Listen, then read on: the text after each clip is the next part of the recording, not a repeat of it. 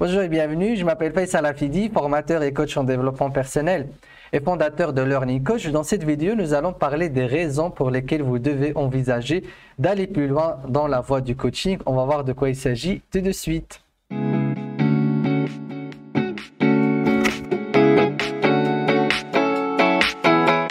Certainement, vous êtes en train de mener votre vie professionnelle plus ou moins tranquillement et peut-être aussi votre vie personnelle. Et puis l'idée de faire un métier dans lequel vous allez apporter de l'aide aux autres, de les accompagner, de les faire avancer, commence à occuper votre esprit et que peut-être le coaching est la chose qui commence à vous attirer de plus en plus.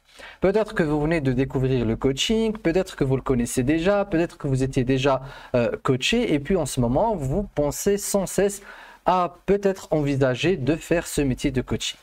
Mais en même temps, vous vous dites, est-ce que c'est vraiment la bonne voie? Est-ce que je pourrais vraiment chambouler toute ma vie professionnelle et personnelle pour faire un métier qui n'est pas très connu et dont je ne saurais pas ensuite comment ça va se passer une fois je serai dedans?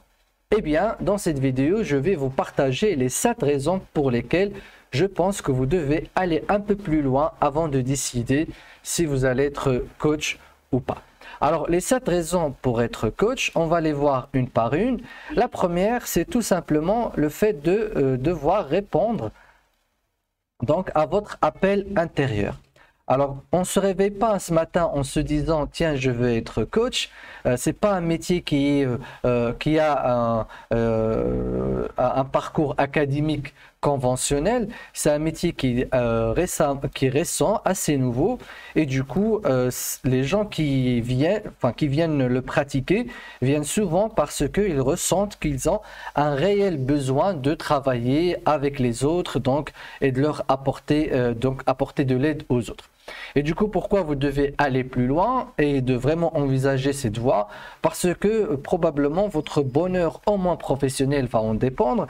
Et puis, l'appel peut être trop pressant et donc vous allez tout le temps dans l'idée de se dire est-ce que j'ai vraiment fait le bon choix ou pas? Est-ce que je vais le regretter ou pas? Donc, il va falloir avancer un peu plus loin avant de prendre n'importe quelle décision. Dans ce cas-là, ce que je vous propose, comment vous pouvez le faire, c'est de lire sur le sujet. Vous le faites probablement déjà, vous regardez des vidéos, vous le faites probablement déjà étant donné que vous êtes sur cette vidéo. Mais ce que vous pouvez aussi faire, c'est tout simplement envisager de faire une formation, mais, et je le souligne, sans plus. C'est-à-dire, vous pouvez prendre contact avec des cabinets, prendre des brochures, consulter des programmes, assister à des conférences. Il y a des cabinets qui proposent des échantillons de formation. Sur notre site Learning Coach, pour nos formations coaching de vie et coaching scolaire, on propose des échantillons de leçons. Comme ça, où on fait aussi des entretiens de motivation pour toutes les personnes qui nous contactent pour les formations. Comme ça, on évalue leur projet de vie, leur projet professionnel et on leur recommande la bonne voie à suivre, que ce soit dans le coaching ou dans un autre mode d'accompagnement. Et en faisant cela, n'envisagez pas de devenir tout de suite coach, mais juste d'appréhender un peu l'idée d'avancer, de faire quelques pas vers une formation de coaching. Et vous allez sentir si l'appel devient encore de plus en plus pressant, si la motivation grandit, si vraiment vous dites oui, pourquoi pas, ou si vraiment ça s'estampe et vous dites mais non, c'est n'importe quoi, j'aime pas trop cette ambiance, ça m'attire pas trop les programmes et ainsi de suite. Et dans ce cas-là, vous aurez au moins validé une idée qui vous a traversé l'esprit sans vouloir faire un regret, en sachant que les formations de coaching sont assez accessibles et ne demandent pas des prérequis comme on va le voir tout à l'heure. Puis la deuxième raison pour laquelle vous devez envisager ou penser sérieusement au fait d'aller plus loin dans le coaching, c'est que le coaching est un métier qui s'exerce ou qui peut démarrer étape par étape. Donc par étape, qu'est-ce que je veux dire par cela? Ce que je veux dire en fait que c'est un métier qui nécessite tout d'abord pas vraiment un grand investissement en termes de matériel. Donc c'est un métier qui est assez accessible étant donné que en fait c'est un métier qui ne nécessite pas un matériel précis. Donc il ne demande pas des locaux onéreux et vous n'êtes pas obligé de commencer à plein temps. Et du coup, enfin, le coaching peut se faire à distance. Le coach est plus important dans le coaching. Ça, c'est ce qu'on enseigne dans le coaching. Le coach est l'outil de coaching principal. Et puis aujourd'hui, avec Internet, vous pouvez avoir une vitrine et un cabinet virtuel où tout est sur Internet et ensuite faire vos séances à distance. Donc, si vous envisagez par exemple de faire une formation et de la compléter, vous pouvez ensuite tout simplement envisager de faire exclusivement des séances à distance ou pendant les week-ends sans forcément démissionner de votre travail ou sans forcément changer votre projet professionnel. Donc, et ensuite, ce que vous pouvez faire, c'est que vous pouvez mettre en place un plan de développement de votre carrière selon vos objectifs professionnels, où vous pouvez donc soit intégrer le coaching à votre projet actuel ou tout simplement continuer à exercer le coaching à temps partiel. Il n'y a aucun problème à avoir une activité supplémentaire avec donc un revenu supplémentaire, bien évidemment, selon les conventions et les contrats que vous avez déjà avec votre peut-être employeur actuel. Comme vous pouvez donc avoir un plan de développement où vous allez progresser étape par étape jusqu'à atterrir sur le coaching à plein temps. Donc ça, c'est des choses que le coaching peut vous permettre et du coup, vous pouvez faire une entrée en matière qui va être en douceur et petit à petit. Troisième élément ou la troisième raison pour laquelle vous pouvez envisager donc de faire le métier de coach ou d'avancer donc dans votre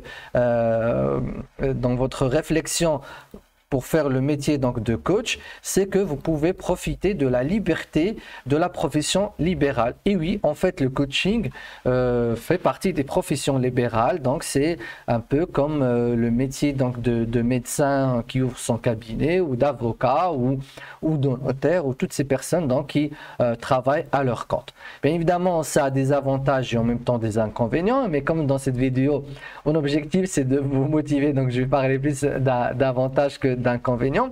Alors la profession libérale, c'est quoi? C'est que vous êtes, donc comme j'ai dit, comme un médecin, vous travaillez, en tout cas ce qui nous intéresse ici, c'est que vous allez travailler en toute autonomie et donc avoir votre propre rythme de travail. Vous allez donc avoir des horaires flexibles, vous allez avoir donc votre rythme de travail avec des conditions d'exercice qui vont être spécifiques à vous. L'idée, c'est que le coaching, ça prête vraiment à des métiers où les gens ont besoin d'avoir un style de vie. Donc, comment ça se passe? C'est soit avec un statut auto-entrepreneur ou un statut donc d'entreprise et ensuite donc faire une communication où vous allez d'abord exposer votre manière de travailler, vos horaires, vos conditions et puis vous allez rencontrer avec le temps une fois donc vous allez avoir une réputation. Ce qui va se passer, c'est que vous allez avoir des clients qui vont également apprécier votre manière de travailler, qui auront les horaires, les conditions qui vous correspondent. Bien évidemment, quand on est coach, on n'est pas forcément la solution pour tout le monde, pour tous les profils, pour toutes les personnes. On va le voir, le coaching, c'est quelque chose qui va dans des niches précises, dans des spécialisations bien précises et du coup, vous pouvez avancer dans votre carrière de coach tout en étant très respectueux de votre propre rythme et de vos propres objectifs professionnels. La troisième raison, ou la quatrième, on est à la quatrième raison. Donc la quatrième raison pour laquelle vous pouvez envisager donc de faire le coaching, donc on va agrandir un petit peu ici, et je vais la découvrir en même temps que vous. Alors c'est la liberté de la spécialisation donc et de la niche. Oui, alors ça c'est très intéressant. De quoi il s'agit? En fait, dans le coaching, c'est pas un peu comme les parcours académiques ou quand on se spécialise, certains parcours, hein, par exemple la médecine en général, quand on s'engage dans une spécialité, c'est pour assez longtemps. Mais le coaching, on va dire, c'est un peu comme les avocats, le notariat. Donc, on peut quand même envisager donc, des spécialités après avoir été correctement formé dans notre profession. Alors, je vais agrandir le texte ici. Je vais réduire et agrandir comme ça. Je vous expose cette partie-là. Alors, donc, vous allez être libre et encore une fois, la liberté pour le coaching, c'est vraiment un métier de liberté, de faire plusieurs spécialisations et donc pour servir plusieurs niches. Alors, c'est quoi une niche? C'est un groupe de personnes qui ont le même problème. Par exemple, vous pouvez servir les parents, vous pouvez servir les couples, vous pouvez servir les étudiants, vous pouvez servir les entrepreneurs, vous pouvez servir les patrons d'entreprise. Vraiment, aujourd'hui, le coaching commence à être un métier qui prend de la maturité, donc qui commence à faire émerger des spécialités. Et l'idée, c'est que vous ne pouvez pas être une solution de tous les problèmes qui existent, et une spécialisation et plusieurs spécialisations sont accessibles. Alors, comment ça se passe? L'idée, c'est que comme on le fait nous à Learning Coach, c'est on propose à tout le monde, à tous ceux qui voudraient pratiquer les métiers d'accompagnement même, c'est-à-dire tous les métiers d'accompagnement, de passer par la case coaching de vie. Donc, c'est comme la médecine générale, donc on devient un coach généraliste qui peut donc coacher n'importe quelle personne dans n'importe quelle situation. Et ça, c'est le fondement du coaching, parce que à la base, le coaching est un domaine généraliste. C'est vrai que, surtout dans le monde francophone, il est allé, et même dans le monde anglo-saxon, on va dire, le coaching a eu sa naissance dans le monde d'entreprise, il s'est un peu spécialisé dès le départ. Et c'est qu'après qu'on a découvert que non, même dans l'entreprise, on pratique d'abord le coaching de vie, parce que nous avons des vies entre les mains qu'on va accompagner bien sur la thématique de la réussite professionnelle ou de la productivité professionnelle ou autre. Alors nous, on profite maintenant de cette dernière génération de formation. On revient au basique, c'est-à-dire on ne fait pas directement un coaching entreprise, mais on propose une formation généraliste où on est capable de coacher quel que soit le profil, quel que soit le contexte, et c'est tout à fait possible. C'est à la base ça le réel coaching, le vrai coaching. Et puis ensuite, vous pouvez vous spécialiser selon ce que vous allez découvrir sur votre personnalité, les problématiques qui vous attirent ou qui vous passionnent. Alors, être passionné par des problèmes, c'est pas ce qu'il faut, mais l'idée, c'est que vous sentez que vous apportez vraiment de l'aide sur certains contextes. Et du coup, vous allez donc servir une niche bien précise. Et ce qui va se faire aussi, c'est que vous allez, en plus de la casquette coach, être un expert. Et donc ça, c'est une autre casquette quand on travaille exclusivement avec les patrons d'entreprise, les parents, les mamans entrepreneurs, ou les commerçants, ou les élèves et les étudiants dans le cadre du coaching scolaire. Eh bien, avec le temps, on devient aussi expert de la matière sur laquelle on travaille. Et ça, bien évidemment, c'est une autre casquette, c'est pas le coaching. Alors, qu'est-ce que ça vous permet d'avoir cette casquette? C'est que tout simplement, vous pouvez avoir d'autres formes d'accompagnement ou de travail, comme les formations, les ateliers, les conférences, les vidéos, les livres, et du coup vous allez donc avoir un développement de carrière qui est à la fois dans l'exercice du coaching, mais en même temps dans la thématique sur laquelle vous allez vouloir coacher. Et ça, c'est très intéressant. Donc le coaching, c'est pas uniquement donc je fais du coaching, je m'enferme dans un bureau et j'accueille les gens. Non, c'est un domaine où on peut avoir plusieurs extensions, plusieurs développements donc de carrière. Mais encore une fois, vous allez être patron de vous-même, vous allez être donc votre propre coach, dans ce sens où vous allez décider par vous-même de la voie que vous allez donc entreprendre en tant que coach. Alors, l'autre raison donc, pour pouvoir être, ou que je propose pour vraiment aller sur la voie du coaching ou pour avancer dans la voie du coaching, on va encore une fois la découvrir ensemble. C'est quoi? C'est que vivre décemment financièrement. Et oui. Donc le coaching, aujourd'hui, on peut le dire, ce n'est plus un métier qu'on peut faire que à temps partiel. Non, c'est un métier qui peut nous faire vivre décemment. Donc, c'est peut-être pas un métier où on peut devenir tous des milliardaires ou des millionnaires, étant donné que nous vendons un peu notre temps. Mais bon, il y a des voies où on peut l'être, pourquoi pas. La philosophie de l'argent et de la richesse est assez étendue pour la limiter juste à notre travail quotidien, mais disons qu'aujourd'hui, vous pouvez avoir donc un revenu surtout stable et décent et même voire confortable si vous vous engagez à fond dans la voie du coaching. Pourquoi? Parce que de plus en plus de personnes ne trouvent plus de mal à investir sur leur bien-être. Donc tout le monde le fait depuis la nuit des temps, hein, de tout le temps. Les gens, une fois avoir mangé, bu, dormi, ils commencent à investir sur leur bien-être. Mais c'est souvent sous forme donc de matériaux, de maquillage, de bains et ainsi de suite. Mais aujourd'hui, les gens de plus en plus vont vers les formes d'accompagnement qui ont aussi toujours existé. Hein. Le coaching a existé depuis l'époque de Socrate. On va le voir dans la formation de coach de vie. Les compétences de coaching, on les a empruntées de chez Socrate. Ça étonne souvent les gens qui découvrent ça. Mais oui, le coaching est très ancien. C'est pour ça qu'il est en plein essor aujourd'hui, parce que c'est vraiment quelque chose d'humain dont les humains ont besoin.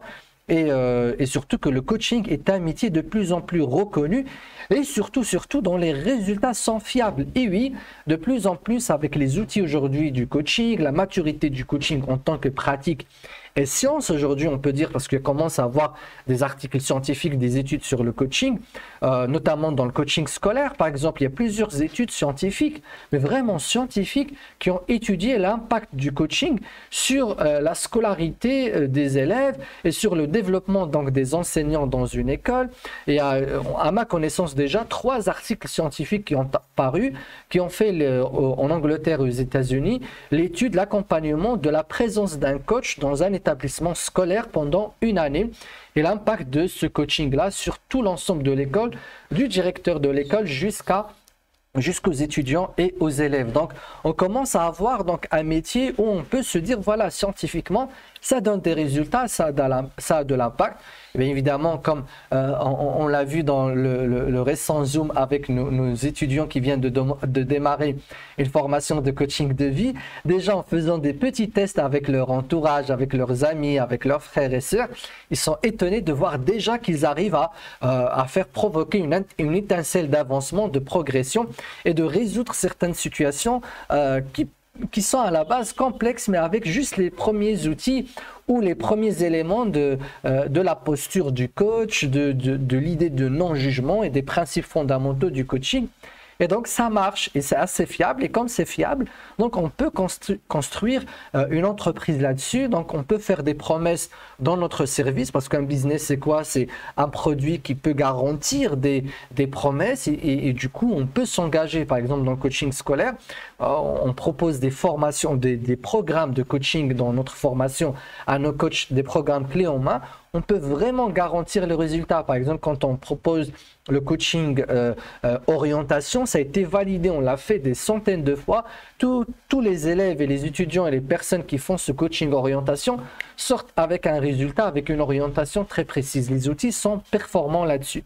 Par exemple, le coaching compréhension pour les élèves qui ont du mal à comprendre leurs leçons, ou coaching concentration, pareil, c'est des outils qui donnent des résultats assez fiables, par exemple, dans la spécialité du coaching scolaire. Donc, on peut aujourd'hui faire de la publicité et vraiment déclarer des résultats dans notre coaching et du coup pouvoir construire une base donc financière sur cette promesse. Donc l'idée c'est que même si vous vous engagez pas encore à fond dans le coaching, sachez que si vous faites juste 3 séances de manière régulière au quotidien ou 2-3 fois par semaine ou en vendant des programmes de coaching donc à un nombre précis de personnes, vous pouvez donc générer un revenu assez stable et pouvoir donc vous garantir la continuité dans ce métier et son développement. Et petit à petit, vous pouvez donc après augmenter et remodeler vos revenus une fois vous aurez acquis une bonne réputation et surtout que le coaching est en plein essor. Et l'idée, c'est qu'on est vraiment en essence d'un grand métier en ce moment.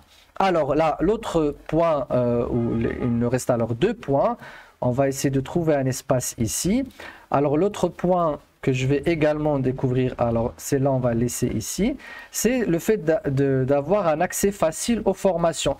Et oui, ça c'est quelque chose aussi de très intéressant dans le coaching, dont il faut profiter durant notre en tout cas époque aux générations, c'est que le coaching est assez accessible en termes donc de formation. Oh là, j'ai fait une bêtise ici, alors je vais élargir un petit peu le texte, voilà, réduire, élargir, pop, pop, pop.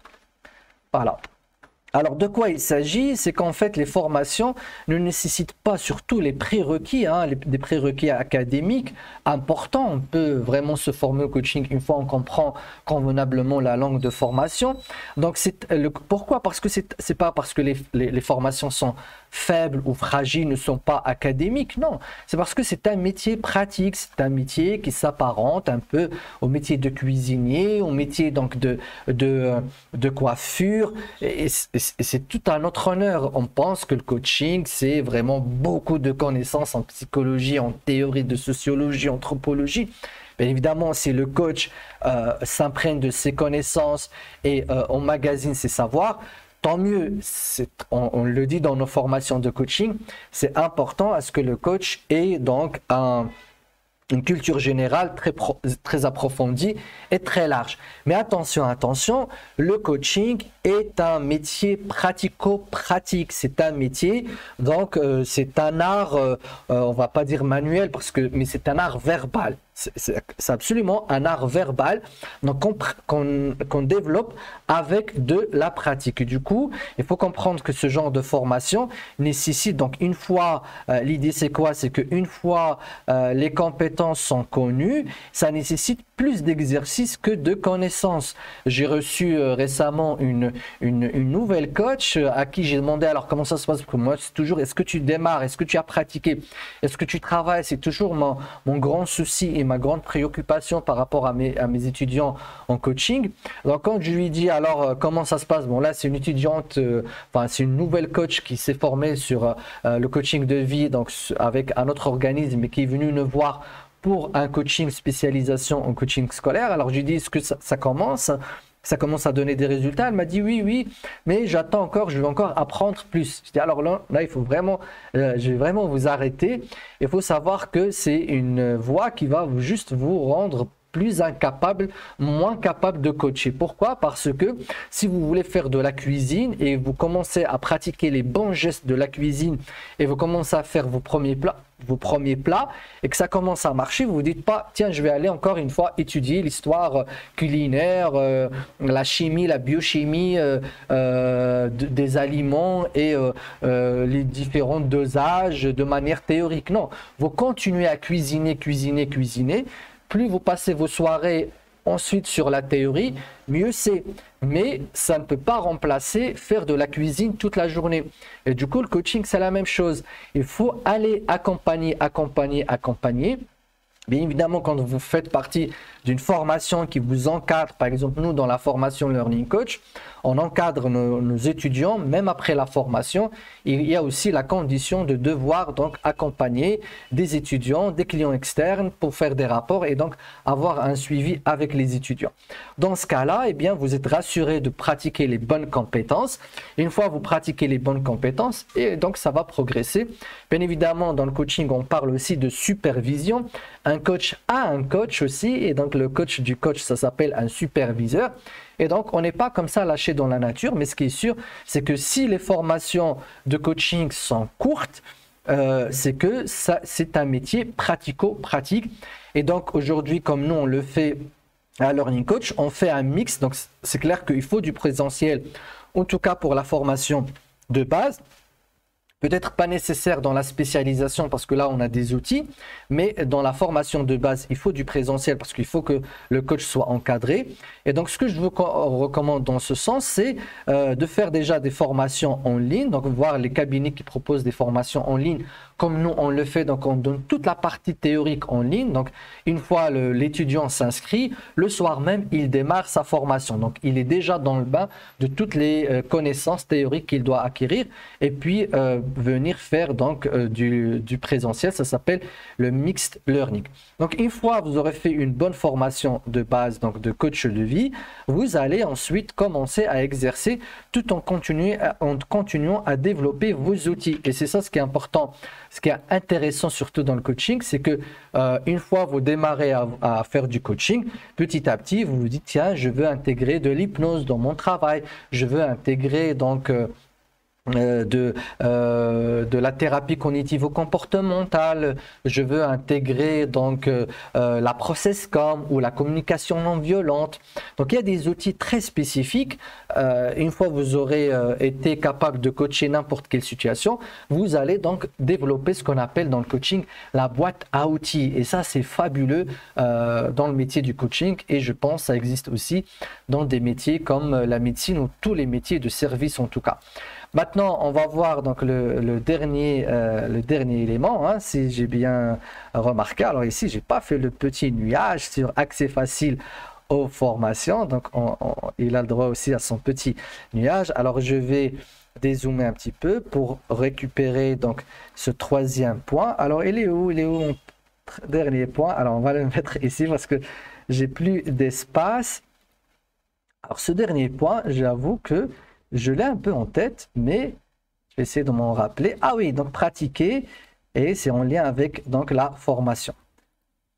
Voilà, j'ai... Hop, non, je ne veux pas prendre ce nuage. Non, c'est pas ça. Allez, mon petit tableau commence à aller dans tous les sens. Alors, l'idée, c'est quoi? C'est de pratiquer d'autres formes d'accompagnement. Oui, alors ça, c'est un point très important. Écoutez, je vais revenir en arrière. Comme ça, c'est plus simple. Voilà, on récupère notre... je dis souvent qu'en informatique, ce qui est génial, c'est le retour en arrière. Si on avait ça dans la vie, ça aurait été vraiment génial. Mais dans la vie, on n'a que aller vers l'avant, et c'est aussi génial. Alors, pratiquer d'autres formes d'accompagnement, et ça, c'est très intéressant dans le coaching, et c'est vraiment pourquoi je vous conseille d'aller dans cette voie.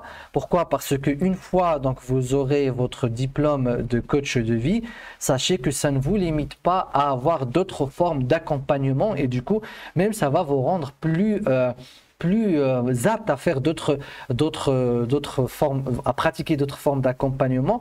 Pourquoi? Parce que dans le coaching, on est des professionnels. Alors, je vais enlever cette ligne, je veux un stabilo. Donc, on est des professionnels de la relation d'aide.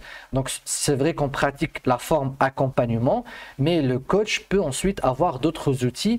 Et donc, une fois, pourquoi vous pouvez faire ça? Parce que une fois votre niche est précise et votre passion est déterminée, vous allez vouloir être orienté vers des résultats plus précis, plus pratiques. Alors, comment ça se passe? Vous allez tout simplement continuer vos formations en développant vos outils. Et du coup, vous pouvez, par exemple, aujourd'hui, dans mes pratiques d'accompagnement, je suis également guérisseur et énergéticien. J'ai accompli tout un parcours dans ce domaine, je le pratique, je l'intègre à ma pratique de coaching. C'est vrai que je ne me réclame pas guérisseur énergéticien tout le temps, mais je le propose à mes clients. Donc, étant donné que j'intègre ça plus dans ma pratique que de le faire comme ça exclusivement. Je fais aussi de l'hypnothérapie, de l'hypnothérapie, donc de la pratique de l'hypnose.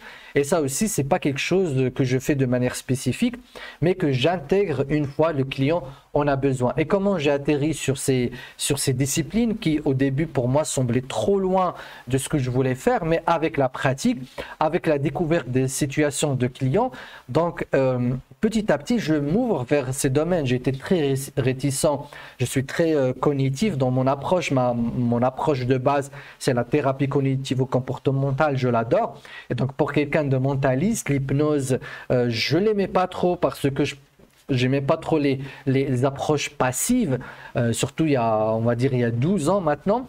Et puis pareil pour l'approche énergétique, j'évitais tout ce qui est donc ésotérique et spirituel. Mais avec les années, le contact avec mes clients, donc je ne sais pas comment, enfin je sais comment ça arrivé, mais c'est arrivé petit à petit. Donc aujourd'hui, je suis à fond dans la guérison énergétique, c'est quelque chose que j'adore, que je pratique assez régulièrement, mais encore une fois de manière assez spécifique pour servir ma clientèle, donc ma niche. Pareil pour l'hypnose, pareil d'autres outils que je suis en train sur lesquels je suis en train de se former qui sont assez incroyables. Mais l'idée c'est quoi? C'est comme si en fait de temps à autre on va dans un supermarché et on fait des courses et on se dit tiens, mes clients voudraient bien manger ceci, ah mes clients adoreraient cela. Ça rappelle un peu le cuisinier qui maintenant connaît ses clients, qui lui réclame des repas précis, donc il ne se limite pas au menu de son restaurant, mais vraiment il fait les courses pour ses clients. Donc les générations évoluent, on fait du coaching scolaire, donc on a une génération complètement nouvelle et qui est complètement sur une autre façon de réfléchir et de vivre le monde actuellement, même si on vit sous le même toit. Et du coup tout cela nous amène à aller étudier un peu de l'anthropologie, à étudier un peu de sociologie. Et c'est magnifique pour la vie d'un coach d'avoir une vie comme ça, assez riche, assez évolutive et qui peut aller dans plusieurs sens. Le deuxième point, c'est que aussi vous pouvez pratiquer d'autres formes d'accompagnement dans aussi la forme. C'est-à-dire vous pouvez être consultant, vous pouvez être un conseiller si vous voulez. Si vous travaillez dans l'entreprise et vous êtes coach, certainement on va vous demander de temps à autre à faire des opérations de conseil ou, et ce qui arrive souvent, à être formateur, à former. Dans le coaching scolaire, on nous demande souvent de faire des ateliers, des conférences pour les parents, parfois des formations pour les enseignants. Et donc là, vous n'envisagez pas tout ça au départ, mais c'est votre marché, c'est votre niche, c'est vos clients, c'est votre ville, c'est l'endroit dans lequel vous vivez, dans lequel vous êtes, qui commence à façonner votre pratique. Et bien sûr, votre lifestyle, ne faites rien par obligation, ne faites rien parce que vous êtes obligé de le faire. Le démarrage de cette voie est fait par un appel de cœur et vous allez donc continuer toujours dans cette idée de l'appel de cœur. Donc c'était la première idée par laquelle nous avons donc commencé, c'est que si vous ne suivez aucun de ces conseils, suivez au moins celui-là. C'est que, enfin, si vous ne suivez, c'est pas des conseils mais des raisons. Si vous ne suivez aucune de ces raisons, mais suivez au moins celle-là, c'est répondez à l'appel de votre cœur. Le coaching et les personnes qui pratiquent donc le coaching sont souvent des personnes assez orientées cœur, donc assez connectées à elles-mêmes. Et si cet appel est trop pressant, allez de l'avance, progressez, ne vous engagez en rien de permanent, progressez semaine par semaine, mois par mois et rien ne vous engage à faire quoi que ce soit malgré vous. Voilà, donc j'ai terminé avec cette vidéo. Si vous voulez en savoir plus sur ce qu'on fait, donc les formations de coaching qu'on propose et les spécialisations qu'on propose et également les formations en soft skills qu'on propose à Learning Coach, donc vous avez tous les liens en bas de cette vidéo. Si vous voulez recevoir d'autres vidéos, n'hésitez pas donc à vous abonner à la chaine et je vous dis à très bientôt. Ciao, ciao.